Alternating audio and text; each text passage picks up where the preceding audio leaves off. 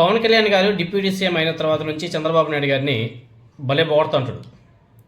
ఎక్కడ అవకాశం దొరికితే అక్కడ చంద్రబాబు నాయుడు గారు అసలు గొప్ప లీడర్, ఆయన దగ్గర నుంచి నేను చాలా నేర్చుకుంటున్నాను, ఆయన సీనియర్ లీడర్, ఆయన సేవలో ఏపీకి అవసరం అని చెప్పేసి చాలా పెద్ద పెద్ద మాటలు మాట్లాడిన విషయాలు మనందరం కూడా చూసాం. ప్రతి మీటింగ్లో కూడా ఇవే చెప్తుంటాడు. ఎక్కువగా చంద్రబాబు నాయుడు గారి గురించి ఆయన నుంచి నిత్యం నేర్చుకుంటున్నా అని చెప్పేసి గొప్పలు చెప్పే పవన్ కళ్యాణ్ గారు మాత్రం ఆచరణలో అందుకు తగ్గట్టు అసలు వ్యవహరించడం లేదనే బలమైన విమర్శ కూడా ఉంది. ఎందుకంటే అంతర్జాతీయ మహిళా దినోత్సవం నాడు నిన్న కమ్యూనిటీ హెల్త్ సెంటర్లో రోగులకు సేవలు అందిస్తున్నటువంటి మహిళా డాక్టర్ శ్వేత, ఆమెను జనసేన పార్టీ ఇన్ఛార్జ్ దూషించిన, తిట్టిన, ఇంతవరకు ఆ పార్టీ నుంచి కనీస స్పందన కూడా లేకపోవడం ఇక్కడ ఆశ్చర్యానికి గురిచేస్తుంది.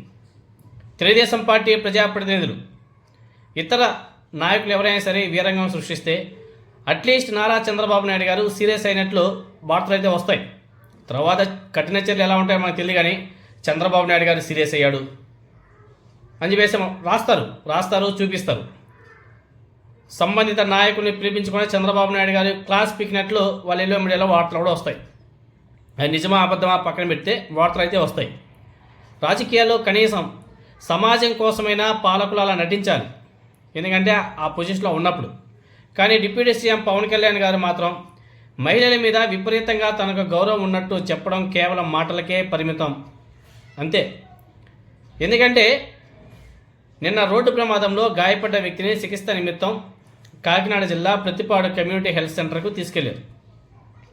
అక్కడ డాక్టర్ శ్వేత అనే మహిళా డాక్టర్ వెంటనే ఎవరైతే యాక్సిడెంట్ అయిన వ్యక్తి ఉన్నాడో అతనికి వెంటనే వైద్య చికిత్స కూడా అందించింది.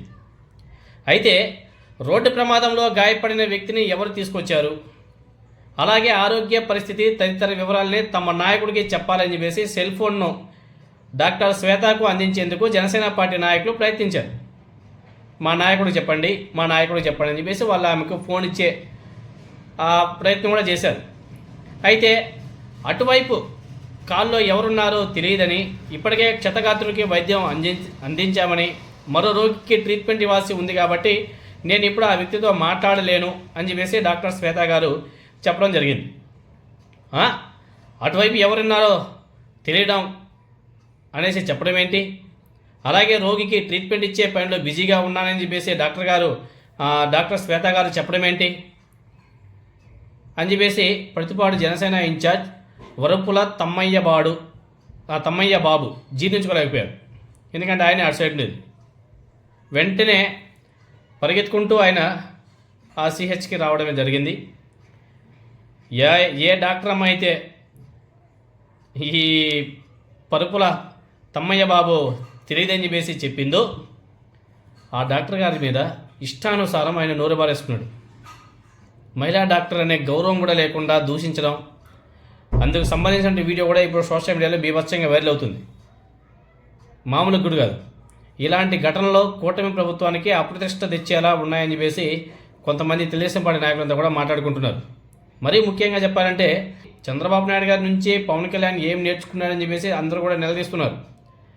ఉమెన్స్ డే నాడే మహిళా డాక్టర్ను ఇష్టారీతిలో జనసేన పార్టీ ఇన్ఛార్జ్ తమ్మయ్య బాబు నోరు పారేసుకున్న ఇంతవరకు పవన్ కళ్యాణ్తో పాటు ఆ పార్టీ ముఖ్య నాయకులు ఎవరు కూడా స్పందించలే. సమాజం అంటే భయమే లేదా వీళ్ళకి? జనసేన పార్టీ నాయకులకి సమాజం అంటే భయం లేదా? పవన్ కళ్యాణ్ గారు ఎందుకు ఇప్పటివరకు స్పందించకుండా ఉన్నాడు? అదేవిధంగా తిరుపతి, మీరు ఎగ్జాంపుల్ చెప్పుకుంటే చాలా చెప్పుకోవచ్చు. తిరుపతి జనసేన పార్టీ ఇన్ఛార్జ్ కిరణ్ రాయల్, అతను చేసినటువంటి వ్యవహారాలు ఏంటి? ఇప్పటివరకు అతని మీద ఎటువంటి చర్యలు తీసుకోలేదు.